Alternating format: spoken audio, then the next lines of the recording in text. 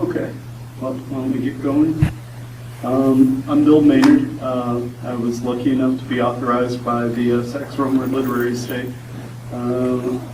way too many years ago now to do a Fu Manchu book. I did The Terror of Fu Manchu, finally came out in 2009 from Black Coat Press. Sales went well enough that I was able to approach them with a proposal for a second book, and they approved that. So The Destiny of Fu Manchu came out in April of this year from Black Coat Press. The Romer estate, when Sax Romer's widow passed away in 1979, she bequeathed the rights to the literary estate to the Society of Authors in the UK and the Authors Guild in the US. And, sorry, I can speak louder. Okay. And as a result, her intent was, instead of leaving the rights with someone like Kay Van Ash, she would have loved to have had the literary rights, she left it with the Guild and with the Society so that they could protect the rights in perpetuity.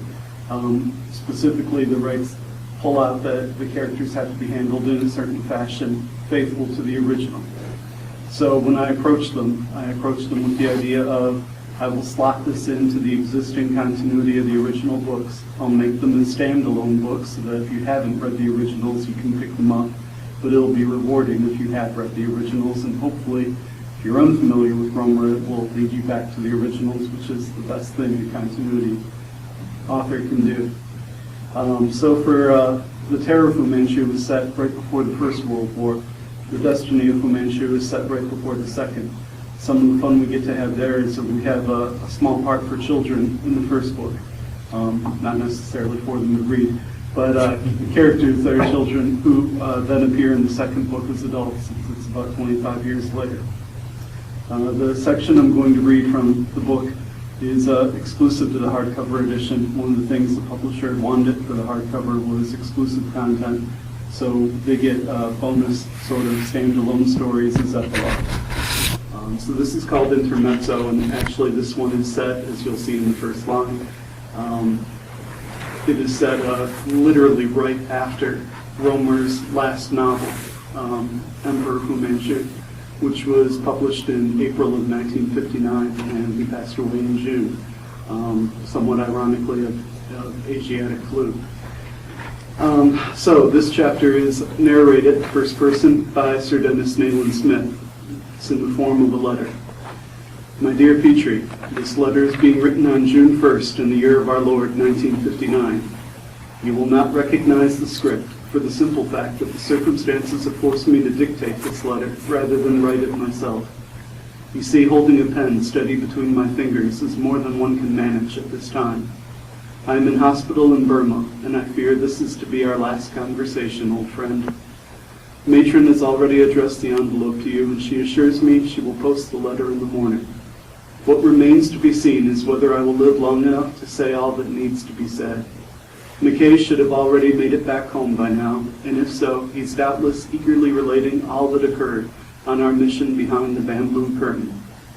Provided he made it this far, his account of our exploits should end on a hopeful note of success. My own postscript is not the one that I would have liked to have written. Some men take time to plan their epitaphs, but I'm afraid that I never would have lasted this long had I ever bothered to slow down long enough to contemplate my life. It is a strange realization when one is lying on one's deathbed, but I find myself lost in the past much of the time. 50 years ago, nearly to the day, I was in this same hospital. The symmetry gives me no solace, but rather it reminds me of the old adage about the fool who does not learn from his mistakes. Our old friend Eltham may not have been much of a churchman, but he did understand man's fallen nature. He told me once that Irma can make a mess of a man. He saw more than he let on, old Eltham. My own fall has its roots when I first came to Rangoon at the start of 1908. I'd finished my first posting in Egypt and was eager to take up my new role as police commissioner in the Scottish colony, as we called Burma at the time. This may be an obscure reference to you unless you recall the Irrawaddy Flotilla Company. Doesn't matter now, I suppose. It is all ancient history. In any event, Burma was a very different country in those days. Sir Harvey Adamson was not yet lieutenant governor. Damn fine chap. He was the first to grant me a roving commission to hunt down Fu Manchu. He turned me around and straightened me out when I needed a change of direction. Pity I didn't always remember his advice. I spent as much time in Rangoon as I did in Upper Burma, mainly arresting farmers who turned to dacoity. The opening of the Suez Canal had created a demand for rice, and between us and the Indian shitars and laborers, there was precious little chance for survival for the simple Burmese farmer, especially once we raised the mangrove forest to cultivate the delta. It's strange that we never looked through their eyes at the time. It is only now, when one listens to General Ne Win, that one sees the situation from an altogether different perspective. As a quick aside, one of the things that I love about Romer's fiction that made him almost unique for anyone who had a long-running series was he allowed his characters to age in real time. So if Nayland Smith is a young man in the start of the series, he's quite an old man by the time it ends. And when Romer started the series, he did his best to not comment on the First World War with a sense of escapism. As he aged, he always brought in political references.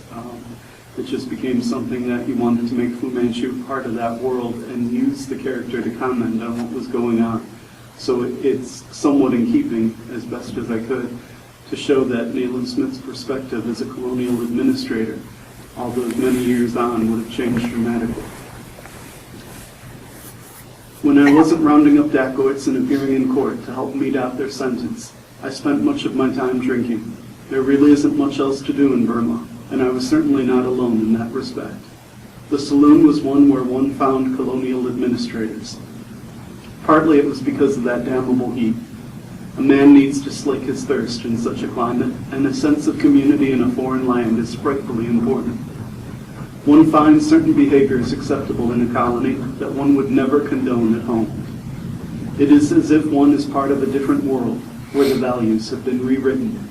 I suppose it is finding oneself in the position of the final arbiter and deciding right from wrong that makes all the difference. Misha was an example of the same. She was a child, Petrie. She was 13 when we first met, but I don't know if I ever believed her.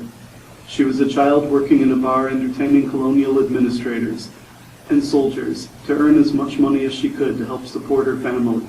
I've not yet told you of this before, Petrie, but I must tell someone now for my own sake, and in the hope that you understand what happened later.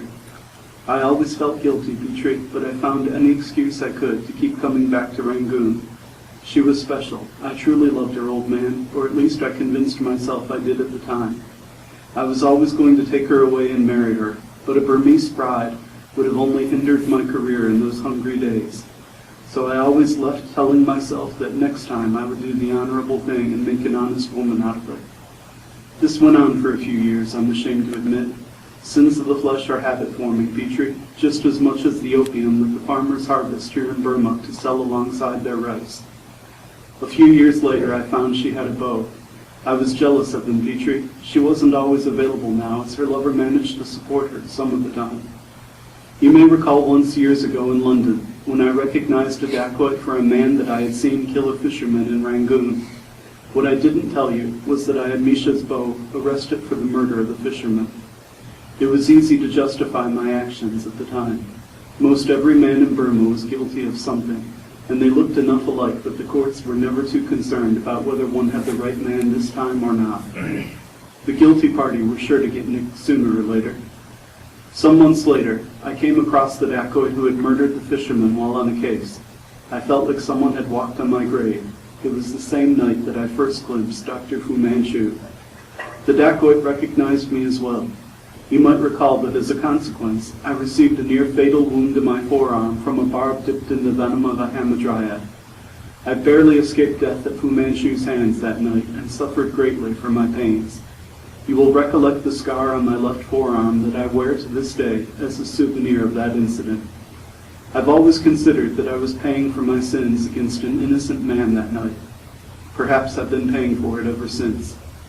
As you know, I returned to London on Fu Manchu's trail shortly after that incident and dragged you into the whole sordid affair. You received Kara as compensation for your troubles, whereas I had found my life's work, though I did not guess it at the time. When Fu Manchu was first recalled back to China, You will, of course, vividly recall much that occurred in the weeks that followed, whilst we sought for Carl. You will also be aware of a subsequent incident in Burma involving a woman who made a fool of me.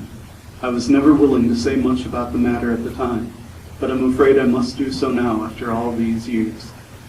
It may not surprise you to learn that the woman in question was Misha.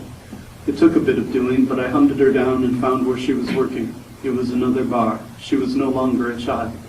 She looked considerably older than when we had last met. She had found out that I was responsible for her beau's death, of course. At the time, I was foolish enough to think that she could yet find it in her heart to forgive me. When I finally found her, it took a great deal of time and money before she was willing to let me come to her room with her. She told me she had a daughter now. She showed me a photograph and said that it was my daughter. The little girl was just a few years old and already looked like a younger version of her mother. I wanted them both, Petrie. I wanted them for my own. I bragged about all I had accomplished in my short career. I know it sounds unthinkable, but I bragged about having routed Fu Manchu in Limehouse, for I knew she would recognize his name and fear him. I told her all about the raid and the fire, where we briefly believed that he had perished. I wanted her adoration, Petrie. I wanted her to see me as a hero, not an unwelcome colonialist. She laughed in my face, Petrie. She told me that Fu Manchu would be as powerful tomorrow when I was ashes, as he was today when I was fool enough to believe that I had vanquished him. I was furious, Petrie. She treated me with contempt, and I hated her at that moment. I struck her, not once, but many times, and then I forced myself on her. When it was over, she told me through her tears that her daughter was not mine. She said she showed the daughter's picture to every colonialist she had had, in the hopes of getting more money out of the fools if they believed they had fathered the girl. I left that night, vowing never to see her again. I vowed never to give my heart to another woman so long as I should live. I told myself that I hated her, but I only hated myself. The decades passed quite rapidly once I left Burma for good. There were many more adventures for us, and even more with those that followed you. I rarely stopped to consider it. There was always another scheme of Fu Manchu's to foil whenever possible. There was no shortage of young men to take under my wing and mold, while we sought to bring the devil doctor to justice at last. Until a short while ago, I believed that I might finally have succeeded in doing just that. A Soviet agent called Skobalov stole an encrypted CFON register containing the name of every lodge master in China, including our old friend General Huan Song-Chao. Skobalov paid with his life for the information, but McKay and I managed to get the register into the hands of Dr. Li Wu-Chang, who succeeded in breaking the code. Cheng gave the transcript to McKay, who in turn passed it to me. I was beside myself, Petrie. The thought of shattering Fu Manchu's dream empire after 50 years of skirmishes around the globe was too wonderful to conceive.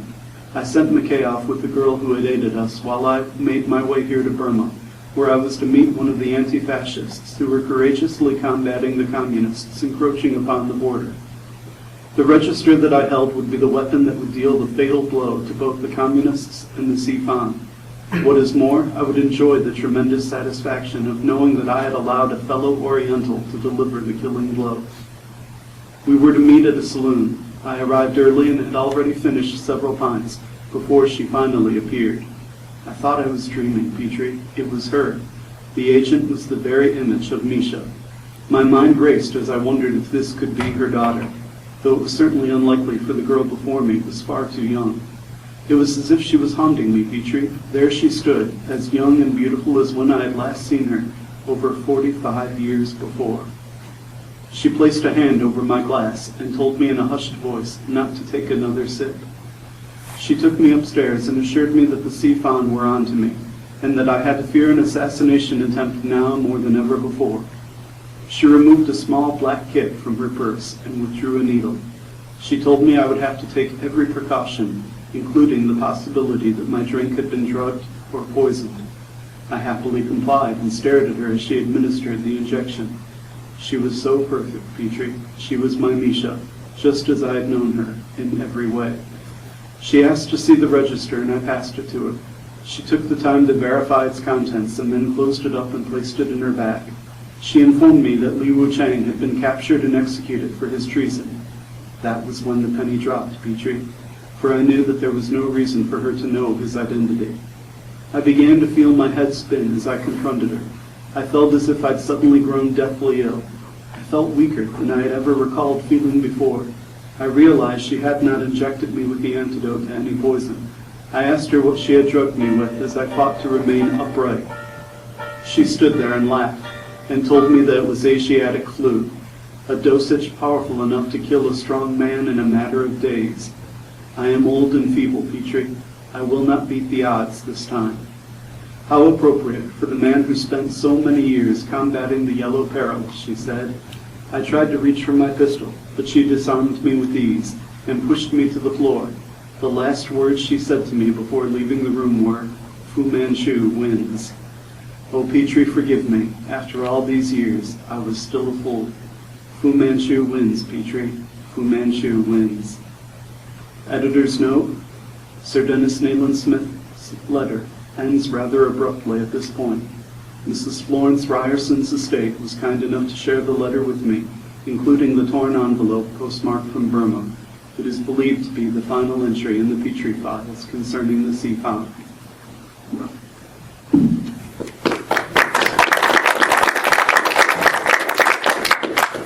I know there were a couple rough parts there, but hopefully solve that. Okay.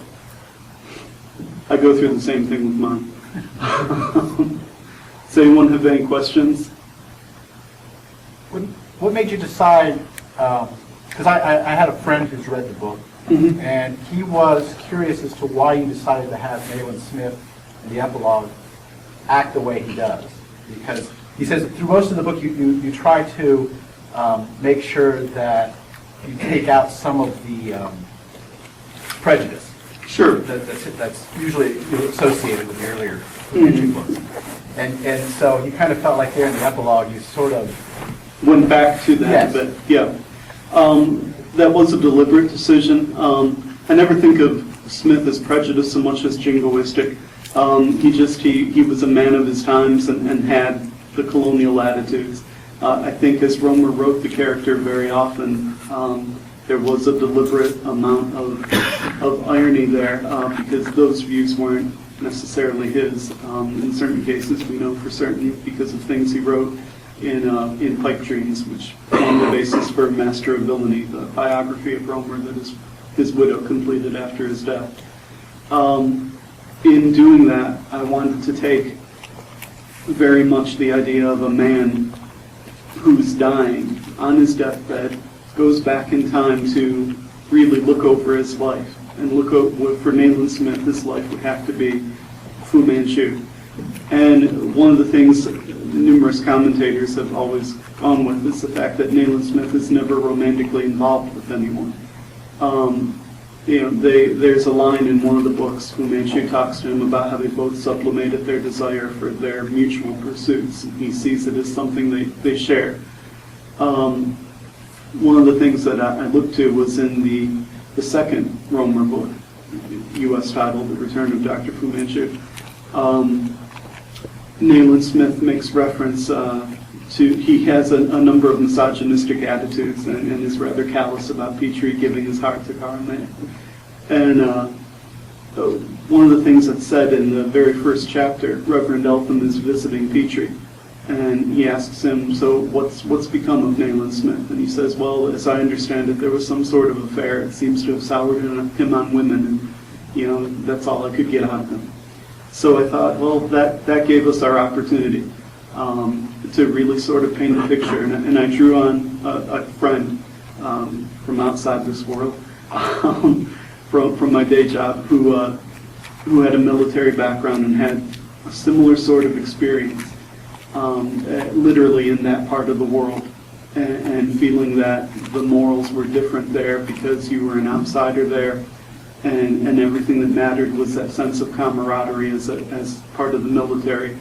And then as a father and husband, years later, he had tremendous guilt over this. And I thought, that's something that really struck me as powerful, and I'm sure many people have carried that sort of experience. And I thought, well, I should use that.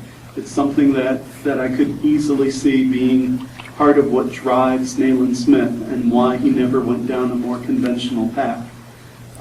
is the sort that there had been someone, and that if he had been in a different place and time, he probably would have wed her. He could never think of her as he would have thought of an English woman at that time. And so you've got all this sense of guilt and self-loathing that helps drive him into being this obsessive character who turns everything into, I must hunt Fu Manchu. And especially as you read through the Romer books, that sense of it being an obsessive quest is almost overpowering. So while I thought I played fair with him in doing that, I really wanted to bring that sort of human dimension to it. The choice of a title, Intermezzo, suggesting that it's just a little bridge in the middle of something is my way of suggesting that it isn't the final end, even though it appears to be Nayland Smith's death scene. We don't actually show a death, we don't actually say he died, it's simply this is the last record that they have at this point. And I thought that was a good place to leave it. I liked the idea of tying it to Romer's own death. The situation with the girl, if you've read Master of Villainy, any of you, the biography of Romer by Kay Van Esch and Elizabeth Romer, there was an incident in the 1920s with an underage French girl while Romer was on a vacation that came very close to jeopardizing his marriage, and certainly the marriage suffered as a result of that affair. So I was drawing on that a bit because it was a character that after he knew this young girl, Romer featured similar characters in a number of novels such as Moon of Madness. So it was something that definitely haunted him a bit. The sort of romantic aspect of him and trying to romanticize exotic women, I think, was a weakness. He was looking for that kind of fantasy that he enjoyed creating on the page for his own life, and it very nearly had very disastrous consequences for him. So I thought I could draw upon that, as well as the fact that Romer died literally after writing the book that we refer to in there, Emperor Fu Manchu. Just a few weeks after its publication, he dies of Asiatic flu, which more than one commentator have thought was either well-deserved or ironic fate for someone who was a Yellow Peril author. And I thought that would be a nice way to take reality and intertwine it, as well as the perspective I had for the other person. It's probably far more than you wanted to know, but that's an answer to it. To follow up on that, Sure. Because you were sort of going in that direction, why don't you talk a little bit about the decisions you made with Fu Manchu's daughter and the way you presented her? Sure. One of the things that I guess I went back to is her first appearance in the third book. You don't know her name, and she's this sort of teenage seductress, and you get the sense of how dangerous she is because, and it's one of those things that I love about fiction from that era, even though, I'll choose my words carefully, she knows how to use her wiles as a weapon. You never get any sense that she's there enjoying it. It's simply something she has learned. She has that power over men. And when he brings her back, when he revived the series in 1930 with Daughter of Fu Manchu, he makes her very different. Romer goes in a very different direction where, because of her mixed heritage, and I think that's always one of the things that fascinates me is more than, when you watch a Fu Manchu movie, it's always a Caucasian actor in yellow-faced. Yet when you read Romer, they're almost always, whether it's Fu Manchu or his daughter, they're of mixed backgrounds. Fu Manchu with his green eyes and his daughter with these striking green eyes. Clearly these are not purebred Asians. And as well as Fu Manchu's, 6 feet or more in height, and everything about him was anything but the stereotypical Asian, despite the way films have always portrayed it. And I thought, well, I really like the idea of taking his daughter, who goes through a couple different phases in the 30s. She becomes this sort of sophisticated woman of danger, who goes back and forth between serving her father and being a potential rival for him. And by the time he hit the World War II era books, he'd once killed her off and then came up with this excuse for how she survived.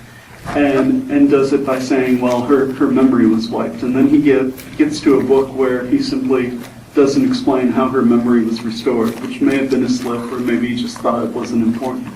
So that was something I played upon in Destiny of Fu Manchu, was to explain that little gap in the continuity and to show her from two different lights. You know, you've got her as, you see her interactions with our narrator, Michael Knox, who was a fun character to write. He's an original one, he's not one of the Fromers. And Michael Knox is fun because he's such a little coward. If Michael Knox had his way, while he's a very good archaeologist, his goal in life would have been to be a womanizer. And you do get a sense of why he's like that, but he has to grow up by the end of the book and realize, all right, I've got to stop being a coward and stop being a skirt chaser and accept the fact that I'm an adult man and I need to grow up finally.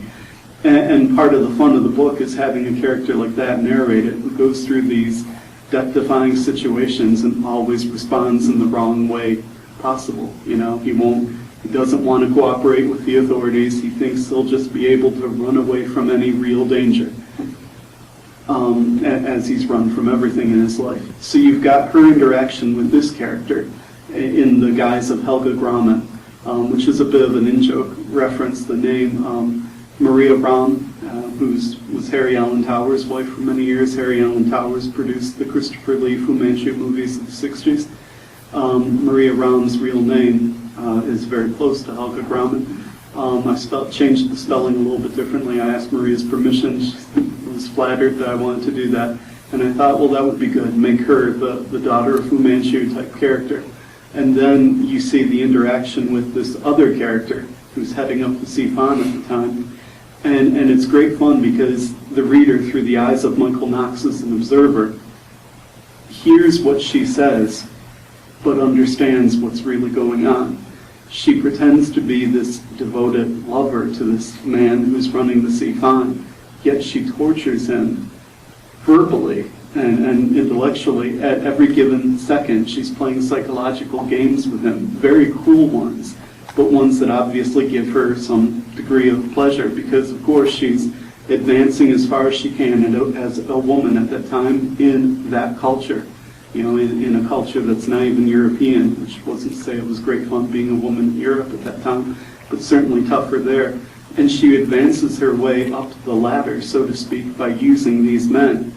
And then by the point where she knows what does she want to do, she discards him or not, and her father takes charge of the CFON once again, she immediately becomes the submissive daughter to her father.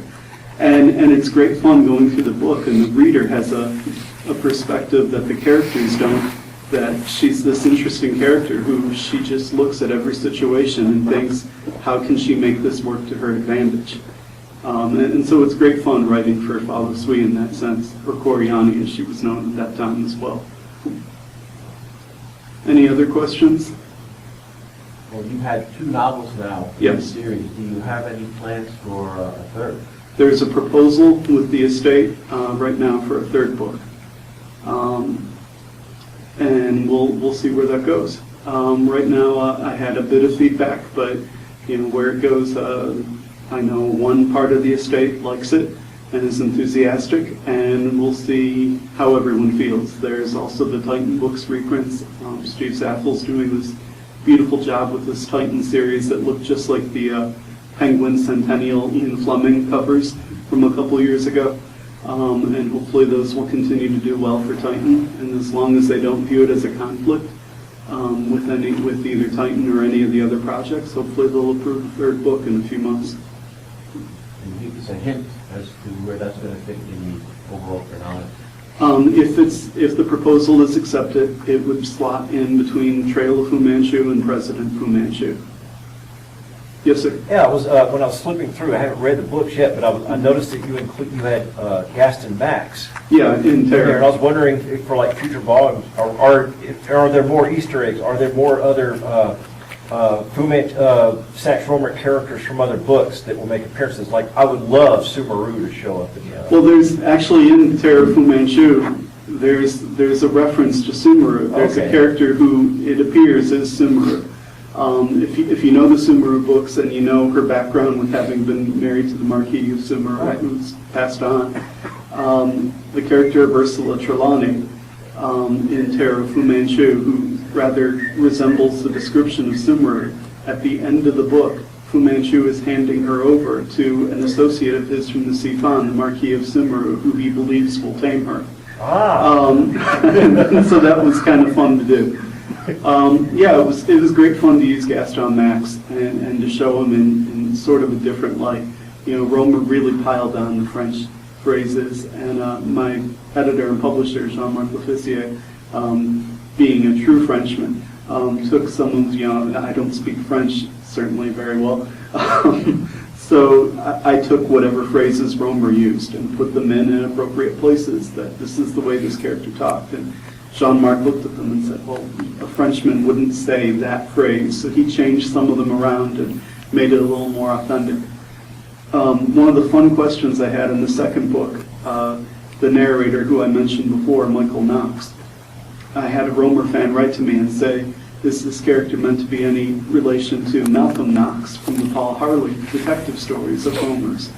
I said, well, it could be, but really, I'm sure Romer used the last name Knox for the same reason I did. It was his wife's maiden name. And so I think the gentleman who asked me the question was a bit disappointed. But that was the, you know, I try to put in as many of those sort of references as possible. Any other questions? Okay. If sales continue to be well, that's a hint.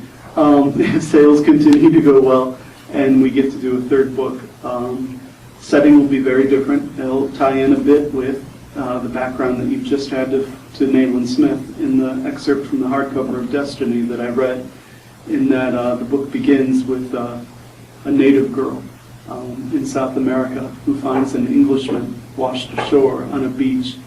He's amnesiac and half dead at the time she finds him. He has a diamond clutched in his hand. She removes this diamond and hides it. He has no memory of any of this. Of course, the Englishman is Nayland Smith, but it takes till about halfway through the story before he regains his memory. And Fu Manchu figures in this very early on. There's a South American dictator, and the people in this South American island who are looking to Fu Manchu as the savior who's going to rescue them and take them away from the yoke of this dictatorship, little dreaming what they'd be in store for. It then leads to the flashback, which is set in Japan, which takes us to the point where Nayland Smith nearly dies, gets this diamond, and ends up on the shore, and then ties it in for the finish. So I love that one, and I'm hoping with the fact that we've got a native girl as a heroine in it, and that would connect with Nayland Smith with what you know about the character. And from the narrative perspective, it's a chance for him to kind of redeem himself and do things right now that he's older. That's something I very much want to do. And the strange thing was, just a couple of months ago, I wouldn't have had a clue where I would have wanted to take a third one. I thought I probably had done everything I did, and I literally had a dream in which I dreamed the sections that I told you.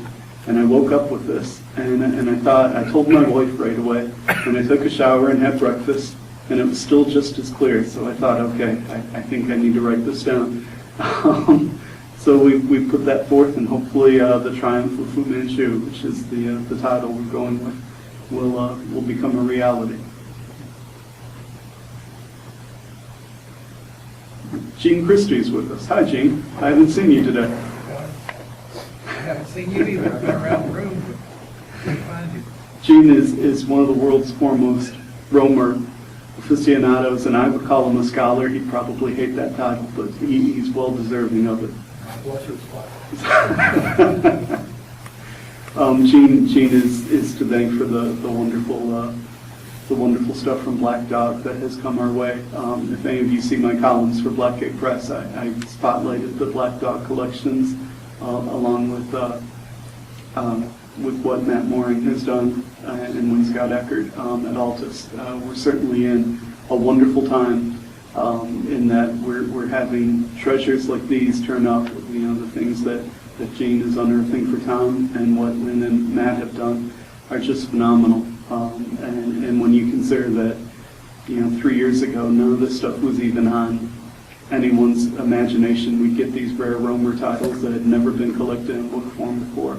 I love the fact as a fan that this stuff is finding its way. It's the first time in about 40 years that this amount of material has come to the light. So I know Black Dog has a table down there, so all of you please make sure you go over there and thank Tom Roberts and thank Jane for those efforts, and the same if you see Matt from Altus Press. I think they're trying to kick us out. Okay. Anything else? All right, well, thank you very much for your time. I hope you all have a great weekend at Pulpfest.